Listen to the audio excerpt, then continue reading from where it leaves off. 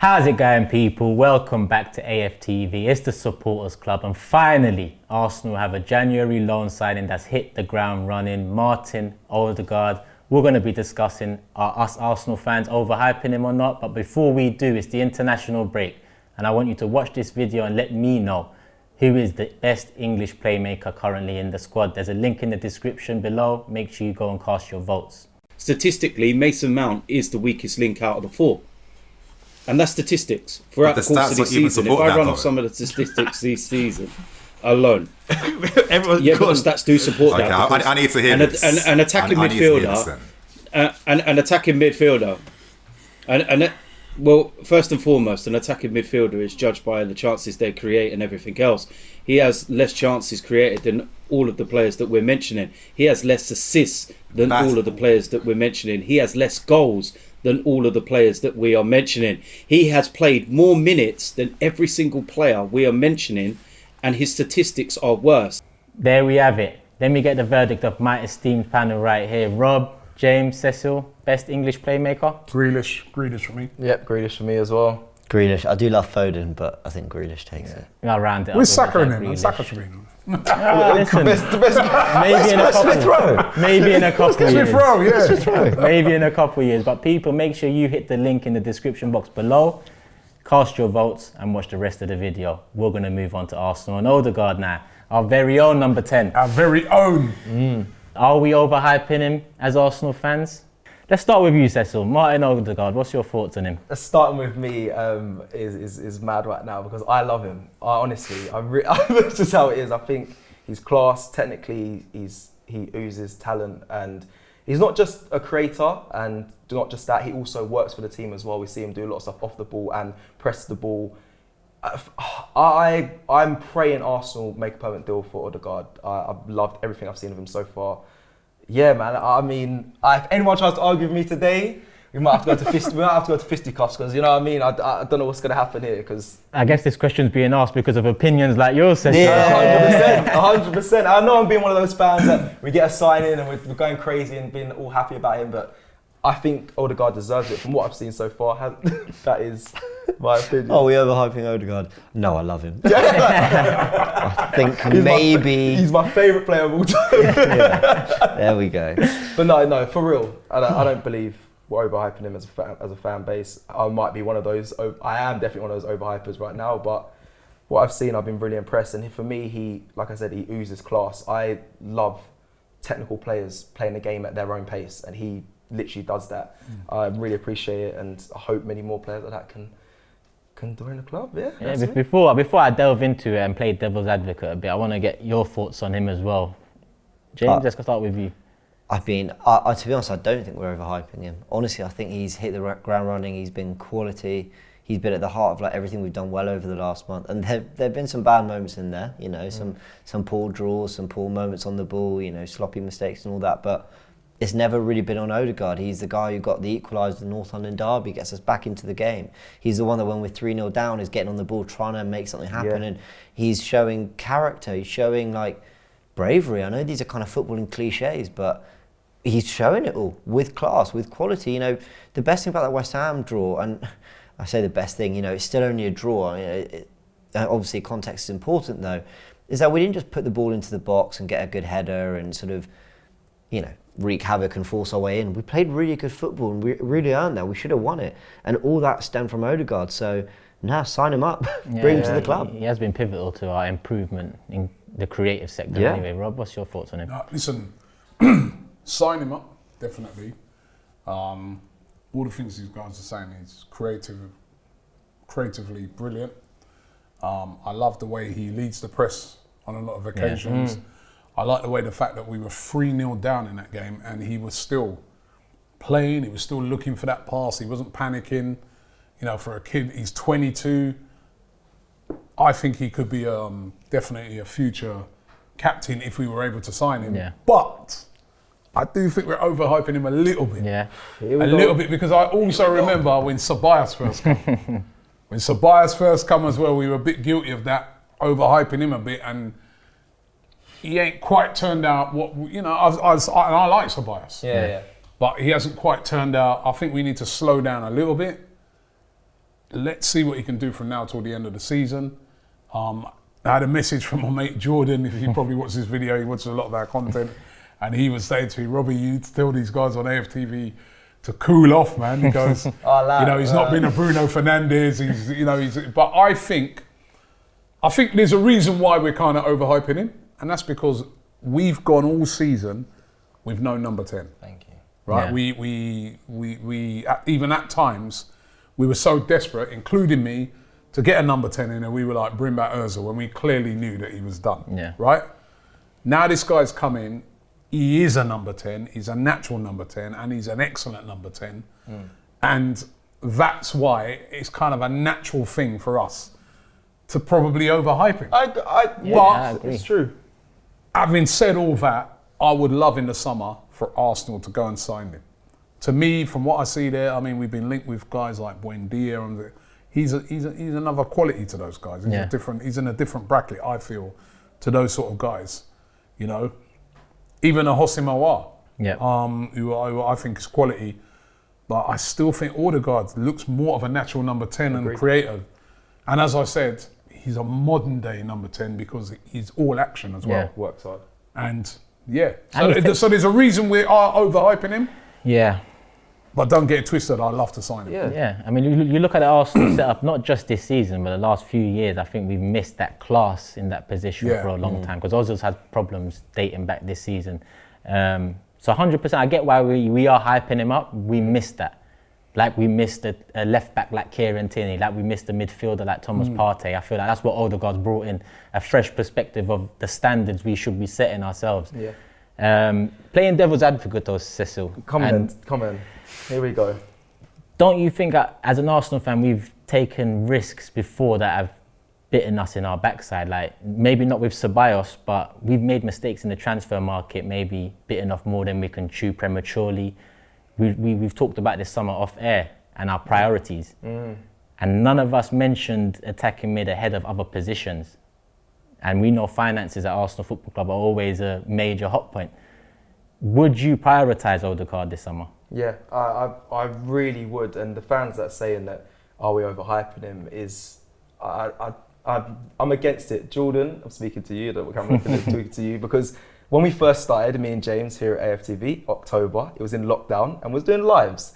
We did about 17 lives about creativity problems at Arsenal, and we kept speaking about it. Had fans saying we need to sort out this creativity problem, and yes, Emile Smith-Rowe did definitely help to that, 100%. But Odegaard, watch him, he's really improved, and he's bettered the team in that sense. And that's why we're overhyping him. That's why.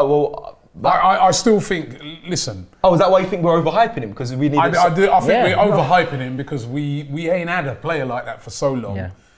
We had Ozil when he first come. He was like that. Apart from he didn't put tackles in and that, like I said, Odegaard does, right?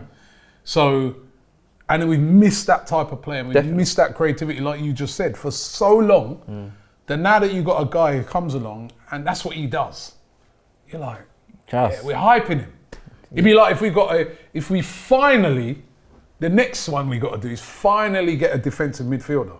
Then we'll overhype him too because we ain't seen one for years. Yeah, that's our problem. That's what I feel.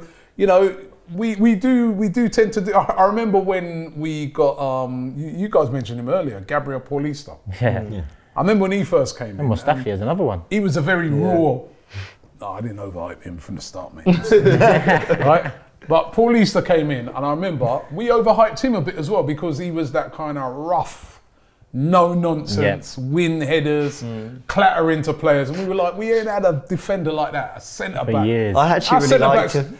Yeah, our centre really backs before that were just getting bullied up, right? Yeah. So and then after he played for a little bit, we were like, well, no, man. We overhyped Kolasinac when he first came in. Yeah. When Kolasinac, I remember being in the ground, and Kolasinac in his first couple of games, put in some big tackles, went on some runs down the wing and that. Big guy, strong. Assist. The guy who's the guy who I sit next to in the ground. nudge me and go, Robbie, that's what we've needed. We needed that for years. You keep saying Look at the size of him, he's a lump. He's got that. Right? That's not me. And then you miss everything else. Yeah. Come about 2 months later, he's like, hey, shit, what did we buy him for? Lucky we didn't pay any money, he's on 100 grand. So that's why sometimes I just want to be a little bit careful. Yeah. Because I've seen it before. But I have to say though, if the summer comes, and you said to me about priorities, He's got to be there. Odegaard's got to be up there as a Has to priority. We've needed that, and he's come in, and from what I've seen so far, I'm like, I see potentially a guy that if we could sign him, he could be a potential. I see him. Maybe I'm overhyping. You said Arsenal captain just a second ago. Yeah, I see him as an Arsenal captain in the future. Right. If he's 22 now. He's a captain of Norway. He's in that position where he's organising. You see him calling people up to press and stuff like that. I don't know what he's like in the dressing room or that, but I just look on it and I'll say, that looks like a bit of a leader on the pitch. Yeah, 100%. Right, so if he's 22 now, maybe in a couple of years' time, if he did come, he could be a leader. But can we get it? Maybe Gareth Bale was saying that he wants to go back to Real Madrid. That might do us a favour. Yeah, it might. Because they ain't got a lot of money. And if he goes and chucks his 400 to 500 grand a week back on them for a year, maybe we might get Odegaard. Yeah, but we've got to be shrewd with this, man. This is why, I always hear you talking about this, Turkish, yeah? And you are so right? The owners now. They've done well to get the loan deal over the line. Yeah, correct. Give them that respect. Now, I'm sure Arteta, because you can see he loves Odegaard, he plays him every game. He's going to go to them and say, I want him. What are they going to do? Yeah. That's my measurement. What are they going to do? Because Madrid ain't idiots. Madrid knows that. Madrid are going to know we're loving him over here. Yeah. Madrid are going to know the difference he's made to them. Yeah. Right? Madrid are going to want some serious money for him. Yeah. Will our guys, knowing that this guy is what we need, knowing that this guy is fitted in seamlessly into the team, will they sign him? That's the biggest thing. That's the biggest thing. Because sometimes you can understand the risk that's being taken in this manner, because we have seen something in him. And if that risk doesn't work out, that's what football's about. You take the necessary risks, and some will work out, some won't. But with Odegaard, like you said, in his leadership, his mentality, he's already taken hits in his career. He came through, 16, 17 years old as a next big thing, and then he's seen other youngsters getting ahead of him in terms of the headlines and whatnot. Now he's kind of picking it back up again. Sociedad last year, Arsenal this year. So I think we are right to want him at Arsenal Football Club. But Emile Smith-Rowe now, does that hinder his progression at the club? Does that have an effect on his long-term future at Arsenal? Not for me, because actually, and we discussed this on another show, but because they're quite different. Because I don't think it's a case of one or the other necessarily. You can play both. And I think the way they play, sometimes Odegaard will move out to the right, Smith-Rowe will come in the middle. They're interchangeable, and I think that is great. I mean, I remember some of the best Arsenal teams I watched in terms of not winning titles, but pure entertainment and good football, had Rosicky, Cazorla, Ozil, Ramsey, Arteta, Wilshere all in one midfield. And again, they didn't go win titles or anything, but glorious to watch, you know. And if you have two or three of that, I don't think there's a problem with that person. Sometimes I forget the importance of rotation too, because I look at where Mikel just come from at City and Pep, and I see Bernardo Silva on the bench often, Mahrez on the bench often, sometimes Sterling, Aguero on the bench often. That's why, and I was having this argument with, who was it? I was doing a fan cam, and I can't remember which. No, it was I was doing the Buyer show, and me and Yardi were at it, because he's saying to me that he does feel that Odegaard is going to hinder the progress of Smith-Rowe, and he's only here on loan, and he shouldn't be playing it. And I'm like, no, this is Arsenal Football Club, right? And when you're at a big football club, right, and every player who plays for a big football club knows that you have competition. Yeah. At all, you should have competition at all times. Yeah, facts. At all times. That's what keeps you on your toes. It's healthy. Yeah. It's healthy. So Odegaard knows if he slips, Smith-Rowe's in. If Smith-Rowe slips, Odegaard's in. Right? That's what I want to see. I want to see that across the pitch at Arsenal. Yeah. Right? There's certain positions I'm starting to see it in. If Pepe slips, Saka can come in. Yeah. Right? Yeah. If Saka slips, Pepe might come back in. Right? If Aubameyang don't perform, Lacazette's been performing, he'll be in front of him. Martinelli could come and that's what we need. That's how you become. That's why City are so good. Yeah, Sterling knows that if he drops off a bit, you see, even he the other day got left out for a few games. Because it's like, your performance is a drop, man. You know, I'm going to put this guy in. Even if they man are leaving Aguero on the bench. So I want to see that at Arsenal. And I'm sorry, if you're at Arsenal Football Club, even if your name is Smith Rowe, even if you're a young prospect who've come from Halem with a great, bright future, you still have to deliver on the pitch week in, week out. That is the pressure of being at Arsenal as to if you was at West Brom, where you'd start every week. That's why he went on to loan to Huddersfield, because, you know, you're the best player by miles. You're starting every week. You're going to get the game time. And now you've come back to Arsenal. You got to earn it. Every player should earn it. So I see no problem at all with Odegaard being there and giving Smith Rowe competition, and vice versa, because mark my words, Smith Rowe's good enough to be sending back the competition the other way as well. It's either or. None of us are disappointed when one of the two, either of them start. We started at Leicester with Smith Rowe behind Lacazette, so Aubameyang and Odegaard got the rest. We're playing really well. Smith Rowe comes in, Odegaard comes on. That's what a big team does. That's what we need. And I know we're languishing in ninth, and I know people are probably listening to this going, we're waxing lyrical about all these options, all this squad depth, and we're sitting ninth. But it's come too late. This is the thing. If you look at the wholesale changes we made in January, from the players that went out, the players who came in, obviously Matt Ryan as a backup, but then Odegaard, Saka develops as a right winger, Smith Rowe's come back from his injuries and he's fit and available, and then Mari and Martinelli come back. Don't underestimate the options that give us. Suddenly Pepe and Willian find form. Where'd that been all season? Aubameyang's finding a little bit of form, Lacazette. And it looks a completely different team. So, depth is everything. We are having a pretty good second half of the season. We're still not where we want to be. But in terms of performances, in terms of results, they've definitely improved.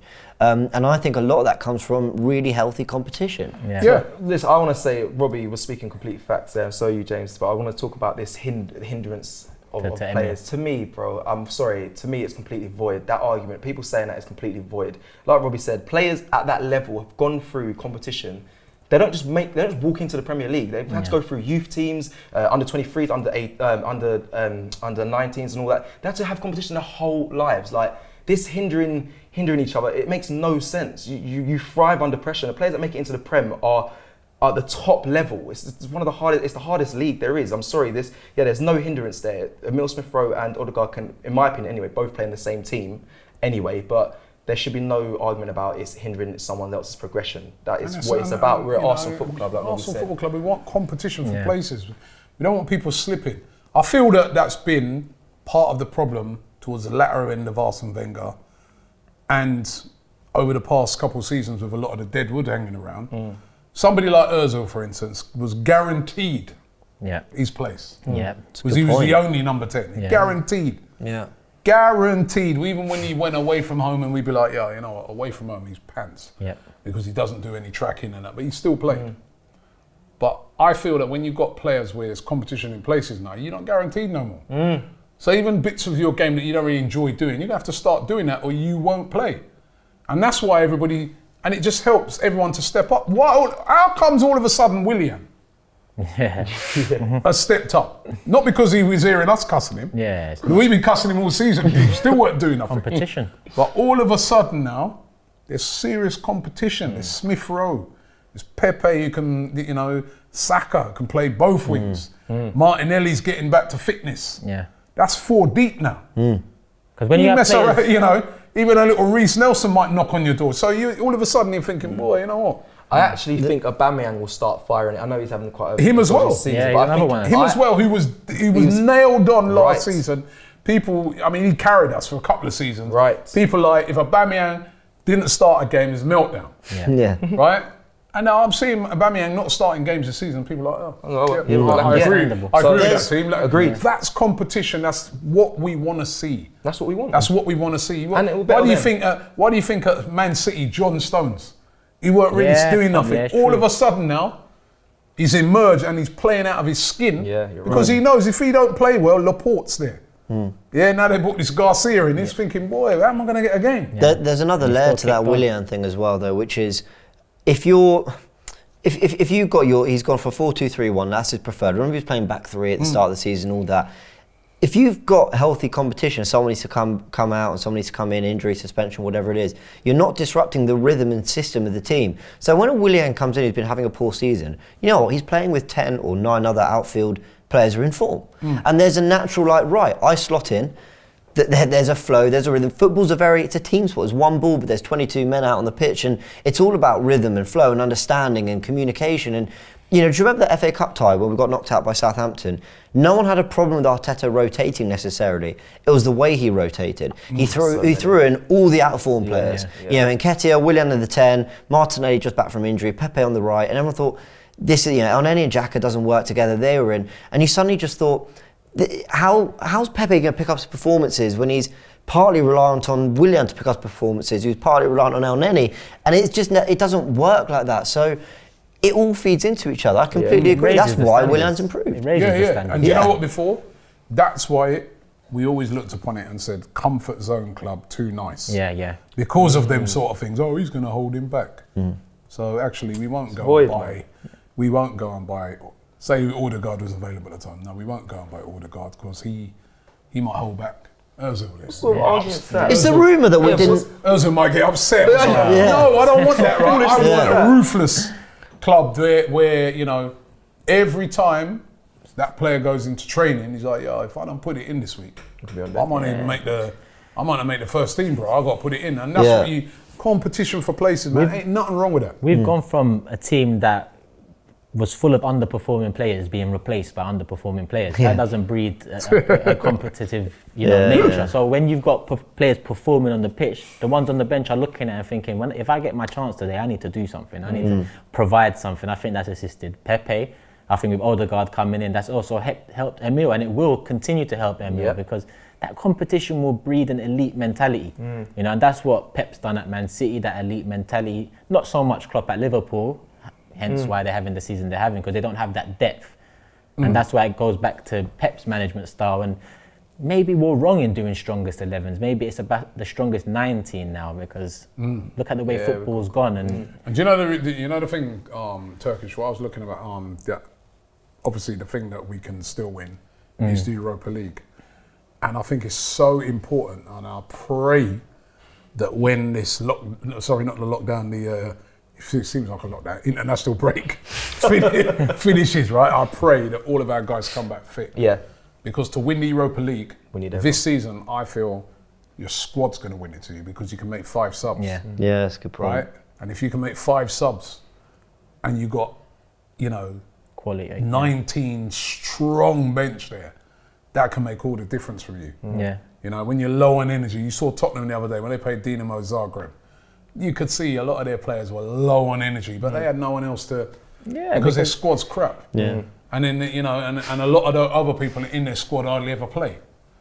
Right? So Mourinho's probably looking and thinking, I don't know, what's he going to do? Well, at least we've got, our guy can look and say, well, Martinelli, warm up, because I could bring you in.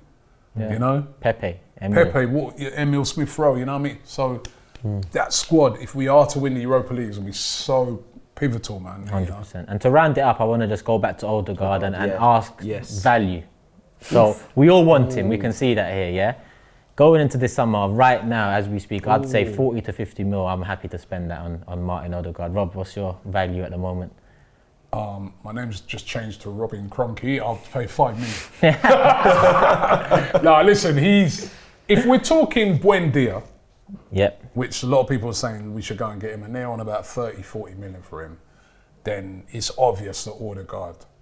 I think we should set a budget, because I think Real Madrid would ask for about 40. I think that's fair. I think 40 million's I think it's a reasonable price. So do I. And when you look at Buendia, it's 22.